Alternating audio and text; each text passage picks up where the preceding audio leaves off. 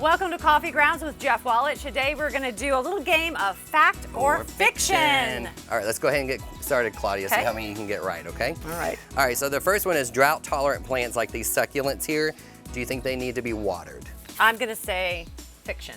Actually, that is a fact. Even though they are succulents and they can tolerate being dry, they still need to be watered on occasion. Okay, what about marigolds? A lot of people like them as an insect Insect repellent. So do you think planting them in the garden is going to help with insect repellent?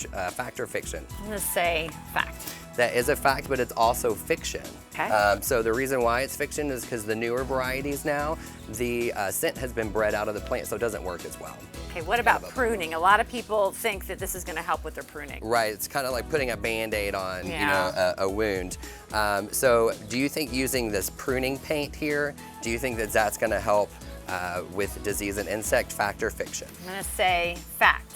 Actually, that is going to be fiction, Claudia. The reason why is putting this on can actually cause more disease and more insects. So when you prune, just make sure you make a really good clean cut there. All right, I got to redeem myself here. Yes. On to drainage.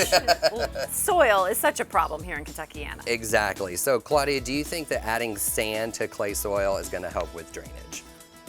Fact? It's going to be fiction, actually. The reason why is when you add sand to really heavy clay soil, it's going to make concrete. Okay, what about coffee grounds? So many uses for coffee grounds. Yes, adding coffee grounds to acid-loving plants, do you think that that is going to help lower the pH of I'm going to say fact. That is correct. Yay! Yay! And the reason why is just want to make sure that it is composted before you use it, and then you can fertilize or hydrate them. All right, for more details, go to wallitch.net.